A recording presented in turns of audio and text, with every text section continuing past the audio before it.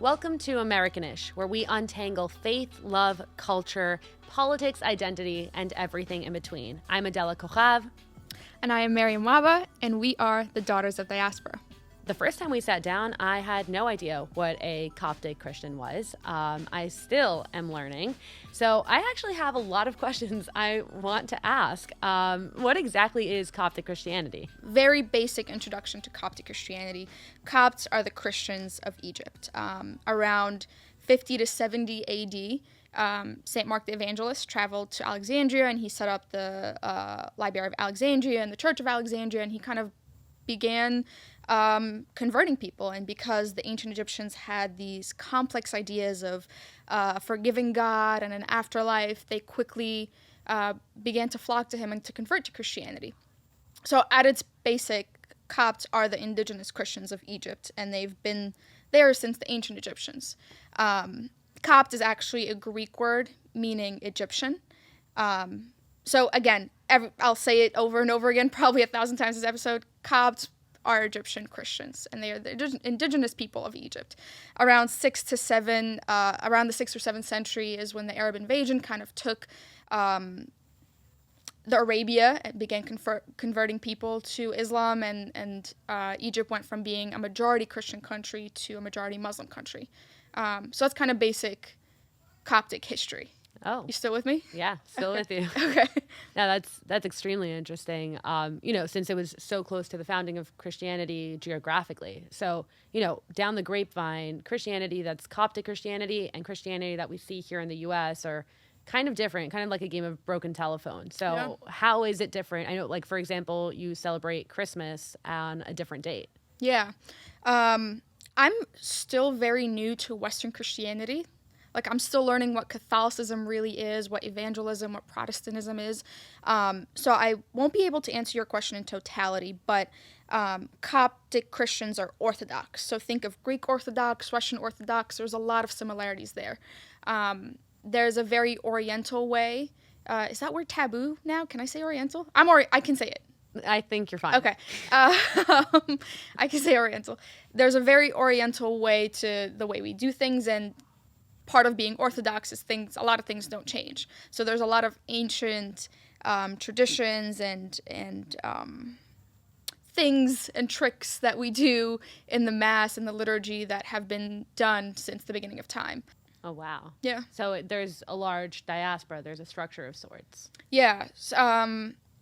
In the past, I want to say like few centuries, but to focus it a little bit, in the past few decades, Copts in Egypt have experienced a lot of turmoil because they're the largest Christian minority in the Arab world, but in Egypt particularly.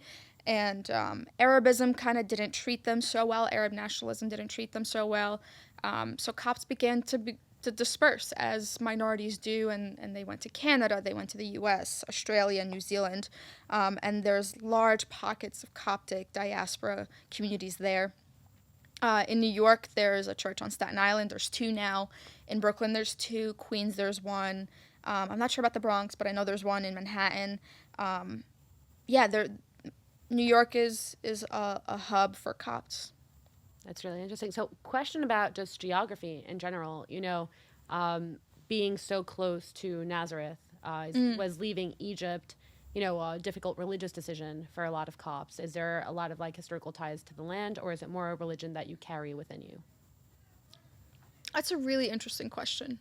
There is something about being a Copt that is so deep-rooted in being Egyptian. We are the most Egyptian. Funny thing, I saw a tweet this morning that said Egyptians are the Dominicans of the Arab world. Got it. And I don't know why, but that just stuck with me. But back to your question. Just because we're loud and stuff. There's a very deep tie to Egypt, and there's a very deep tie to Jerusalem, although for the longest time Copts weren't allowed to go to Jerusalem and do their pilgrimage for a variety of reasons.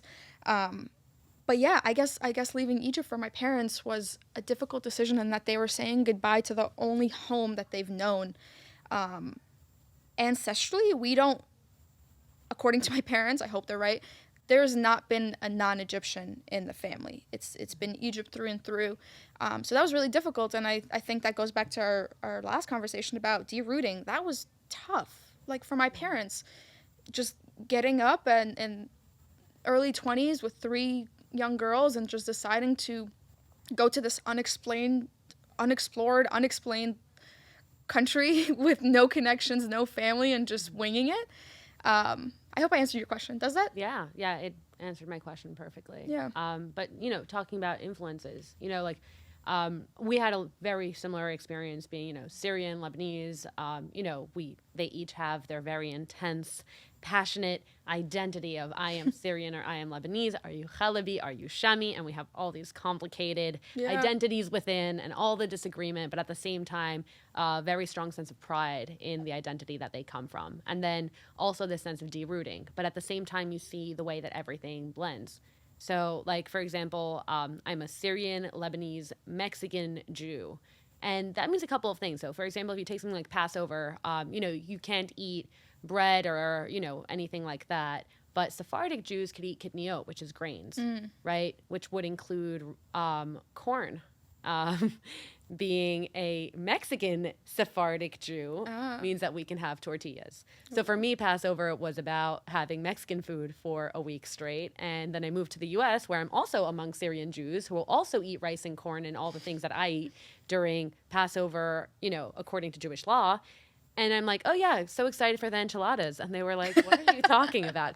And that's when I realized that, a lot of the things that I grew up with aren't strictly Jewish, aren't strictly Syrian, aren't strictly Mexican. They were just kind of like a blend that created the traditions I have. Yeah. So, what influence does Egyptian culture or Islam even have on Coptic Christianity? And have you felt any switches or changes or new blends ever since you moved to the U.S.? That's really interesting. There's a large Islamic influence on Coptic culture, Coptic identity, holidays, and that's just because we've lived as neighbors for the past couple centuries. The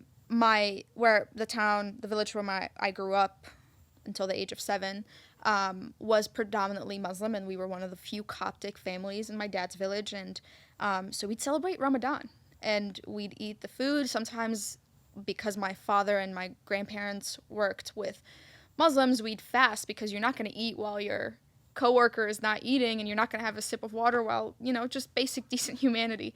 So I remember celebrating Ramadan, and we had this plate my grandma used to have, and during Ramadan, it would just go back and forth. Like, we'd send it over with a plate of something, and they'd send it over with a plate of something, and at some point we forgot whose plate it was, and it just became a tradition to pass back the plate and back and forth between the houses. So there's things like that, and the Islamic community that I'm exposed to in Egypt, and it changes from village to village, and like Cairo Copts are very different than Alexandria Copts in their tendencies. But my dad's village, all the Muslims loved St. Mary for some reason, and there's a 15-day fast. Coptic fasting is a vegan pescatarian diet, so you kind of give up all animal products. So there's a 15-day fast in July where we fast for St. Mary, and the Muslims would fast with us, and we'd fast for Ramadan. It was this beautiful exchange of just love and affection and appreciating each other, and I want more of that. Yeah, wow, that's really interesting, especially that, we were both here in New York. You went to Fordham, I went to NYU. Yeah. I know I felt excited when I saw a menorah around Christmas time, especially like around New York, and it'd be like, that one's us. That's me. So do you guys have like any like symbolism or anything like that where when you see it in New York, you recognize it and it's kind of like okay, like. That's home, kind of. I mentioned this in the last episode, but Ridgewood, Queens is a big, like, just that place. There's a lot of, it feels like you're in Cairo a little bit, and there's Little Egypt, of course, and Astoria. Yes. That definitely feels like you're in Cairo. Sometimes there's no English signs. It's all in Arabic. If you're ever going to buy tobacco for hookah, not that I'm promoting smoking, but Little Cairo is a place to go. And really good food. They have really amazing food in Astoria. You just walk into any place. So that's as much as I can think of. Of course, the churches, when I pass them, that is a very obvious and big reminder of who I am and home. But I can't really think of any landmarks or anything like that. Okay, that makes sense. Oh, yeah. Well, even speaking of the churches, I've had this question for a long time. What language are your services in? And do you have a sacred text that you read? If it's the Bible, is it in English? Is it in Arabic? To directly answer your question, our services are in Coptic, English, and Arabic. Wow. So in church, we have this huge, massive projection screen, and they'll have 3 columns, and one will be Coptic, English, and Arabic. Obviously, in Egypt, they only do Arabic and Coptic. But that's something I'm very proud of, that we do our service in Arabic and Coptic, and now English. Now, I want to go back to something we touched on last episode. Yeah. Last episode, you mentioned you have a Coptic tattoo. Yeah. And I did not know that Copts had a tattoo, especially so young. You said around 9, 10 years old, you already had it. So Yeah. what is behind the Coptic tattoo? What age do people get it? What does it mean? Okay. So the Coptic tattoo is very interesting, and the history is disputed, and I'm not an expert, so Coptic Twitter, please don't come for me. So the Coptic tattoo, again, this is the history that I know, and there's varying stories to it. But again, when the Arabs invaded and started forcibly and non-forcibly converting Egyptians to Islam, there had to be a way to identify Christians because you had to pay a tax because you were a minority living in Islamic lands. And you became a dhimmi, which is essentially a second-class citizen in an Islamic land. That was us too. Yeah, exactly. A lot of, under the Ottoman Empire, that many ethnicities were dhimmis. So the story that I know is because they had to identify the Copts, there had to be an identifying thing. So monks would wear the big crosses. Eventually, they needed to identify everybody, so they started tattooing young children with these Coptic crosses. Over the years, Copts have kind of adapted that and took it and turned it into something negative into something very positive.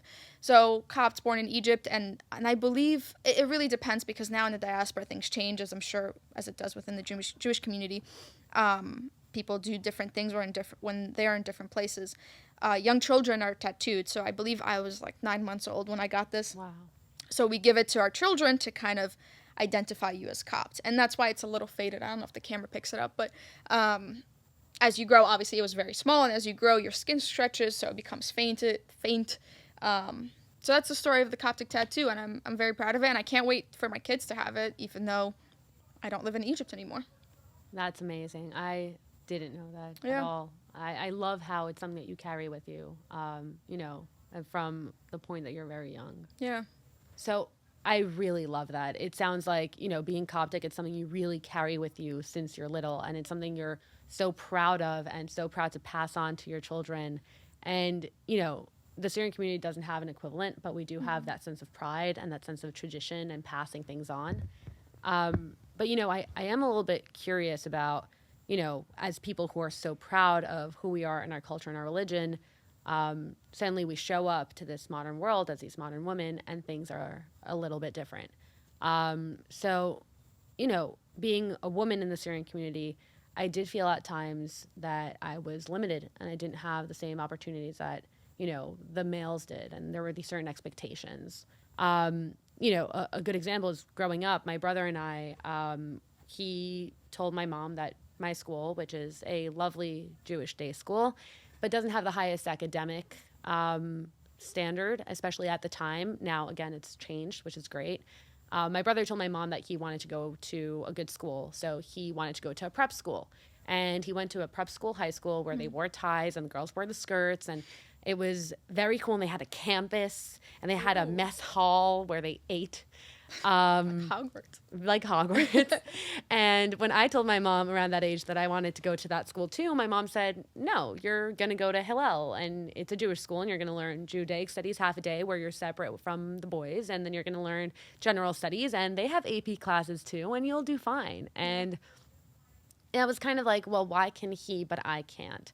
And that was like the first time I really saw a big difference.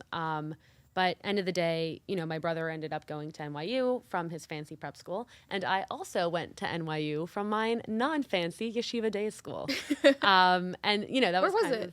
It was in Deal, New Jersey. Oh, okay. It's right there. Everyone goes. It's really tiny school. Everyone knows each other. And that's where both my sisters, one went. She's at Princeton. The other one is a junior now.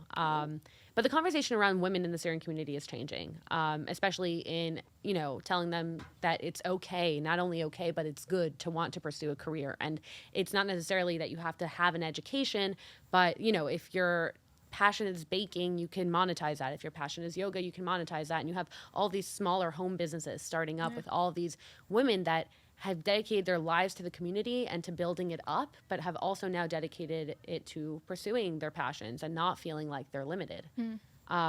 And, you know, what were some of the influences in your life like? Did you have similar experiences? Did you ever feel limited as a woman, as a Coptic woman, or, you know, anything like that?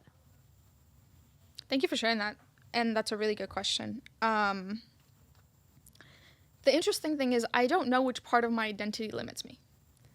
And that's another layer of exploring. Like, is it my Copticness? Is it my Arabness? Is it the Islamic influence on my parents? Is it being a minority in a country where I'm no longer a minority, or at least not viewed as one? Growing up was weird. I was the oldest of three, so kind of what I got to do is what I set the precedent for my two younger sisters. So I always tried to push the envelope, but never too much. I would only ask questions that I know I was getting a yes to. So my mom never went to college or anything like that. In fact, she was her high school diploma, or the equivalent of in Egypt, she had been engaged to my dad for a few months, and he picked up the diploma, and she was married a few days after. So that hadn't really been a route. And my background in Egypt, my mom's side is Falahin, which is really peasants but farmers. And my dad's side are trade. He's a carpenter. So growing up, there was really no avenue for women in the family. You kind of just like got married. I have cousins who I grew up with that were married a few years back, and they kind of like ask about me, like, oh, what about you? Like, what are you up to? I'm like, I don't know, go to school. But there's no precedent. I'm the first in my family to go to college. I think I had an aunt way back when that like tried to go to college. Even the men also, which goes back to my question, to my point of, like, I don't know what's limiting us. Why aren't we going to college? But sometimes you can't afford to be brave. Sometimes you can't afford to, like, break out of the pack. And I think that's the case for a lot of minority communities. If you look at your parents and you see them struggling to feed 7-8 kids in Egypt, how are you going to ask them to let you go to school? That's not a small expense. And not only are you asking for money from them to go to school, but you're taking away the income that you are able to provide if you didn't go to school. So it's really complex. And moving to the U.S. complicates that in a very different way, because now you have all these opportunities, all these doors open to you, but the support system around you isn't so supportive of it because it's something so new to them, and they're trying to protect you in a way, but they're limiting you in another. Feeling stifled is maybe the best way to explain it, and having to break through those barriers and having to explain. Going through the college process as a first generation immigrant is scary.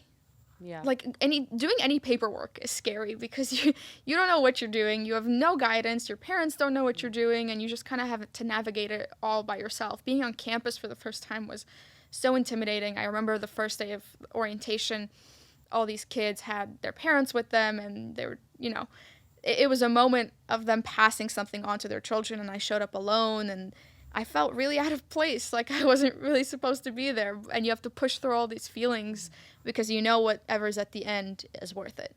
For a long time, I thought that the community was limiting women. But if you told some of my friends, like, you have to go to college now and take final exams, they'd be like, why are you punishing me?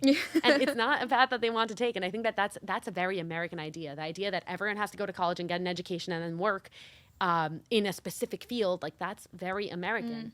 It's not necessarily everyone's path. Especially when it comes to like, trade schools or like professions, like that not everyone needs education in a formal setting because not everyone's great at it and not everyone wants to pursue that.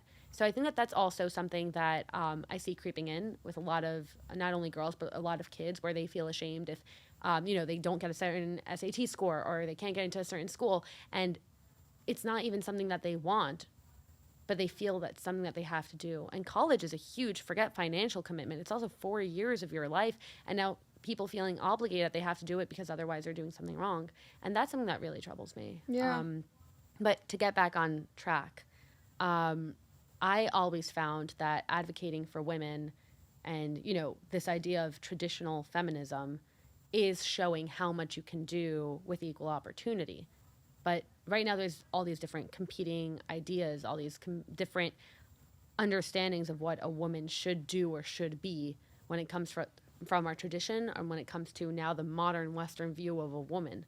And the question for me is, how do we get back to a place where women can do what they want to do, what they're good at, what they want to achieve in their life? Do you feel anything similar? And I think for me personally, it boils down to choice. Feminism for me is having the choice to do what I want to do, what I need to do, even if it's the wrong choice. Mm-hmm. I just can't have you decide for me. I want to talk about another similarity that we have is we have 2 younger sisters of the same ages. Which is creepy. Which is creepy. Yeah. It's creepy. We both have a 19-year-old and a 16-year-old, give or take. So, being the oldest of 3 girls, being the oldest sister, is there, any specific pressure? I know that you said that, you tried pushing the envelope, but not too much. But, what kind of world do you see them growing up with? What kind of things do you hope that they're learning as Coptic women in New York? I don't know. Sometimes I feel like I wish they would skip the part of their journey where they don't like being a Copt. But I come back to that's part of the learning curve, that you have to hate it to love it. You have to go through that part where you reject a lot of your identity to see the beauty in it. I do want them to rebel. I want them to rebel more than I did because, like I said, I pushed the envelope, but not too much. I was also lucky enough, and they might not agree on this, in that I kind of set up some things for them. Like, I was able to fight it hard enough to go to college, fight hard enough to eventually dorm and live outside the house without being married. And now that I'm out of college, live on my own. Like, that's not something that we do in our community, both diaspora and in Egypt. And that was not easy because those conversations with my parents were tough. And it was a lot of clash and kind of like, what do I want to keep? What do I value and hold dear to my heart? And what do I not want to keep without upsetting my parents, without seeing my tears in my mom's eyes and so forth. And I feel like I gave them a good foundation for that. I would love to hear their thoughts about it. Like, do you think I did something good for you? Do you think I didn't? But now I feel like they're at where I would have loved to be at. Am I tooting my horn too much? No, I think you're making a lot of sense. And I think it's a lot of like older child pressure, but being the oldest female child with female younger sisters, that is, it is a pressure, and it is something that is groundbreaking and breaking glass ceiling after glass ceiling after glass ceiling because everything's a fight. Like, for example, I wanted to do a summer program at NYU when I was in high school, and I did, but my mom didn't let me dorm. So I was taking a train every day at 7 a.m. to New York, and I was 16 years old, 17 years old. And, about 6 years later, my younger sister comes in, and she wants to do a summer program at Columbia. And I was like, great, she'll dorm. And I'm like, oh, will she? Will she now? Yeah. Will she dorm? I think I have you beat. So my parents live on Staten Island, and I went to Fordham in the city, 59th Street, Columbus Circle. And my dad was against anywhere like living outside the house. And so for the first 2 years of my college experience, I commuted every day from Staten Island to Manhattan, about 2 hours each way to get to class. And you're naive in the first year of college. You don't really know what classes to take. And I took an 8:30 one day, 8:30 a.m. class. So I would leave the house like pitch black, 4:30 a.m. to make it to class on time, to get there, like be settled and prepped. And by the third year, I was like mentally gone, deteriorated. I was so out of whack from the commuting and that pressure it puts on you. And you're also not able to make friends when you commute because there's these social stigmas in college, and you're seeing the people after class, and I just I didn't have the time to hang out after class was done. So I'd have to go home, and I couldn't make friends, and I didn't have a social life because I was just going to class and coming to and from. And then my sister went to college. She moved to frickin' Albany. No discussion about it. She just picked the farthest school she could go to. So I feel your pain there. I agree. Well, before we close, is there any last thing that you want to say about your experiences, about, being a Copt, about being a woman, about, all the experiences that you had? If you could sum it up in, the feeling it gives you, knowing everything that you've overcome, what would that word be?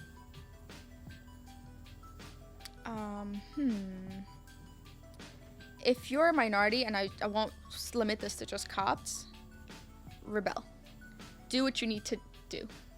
And I'll leave it at that.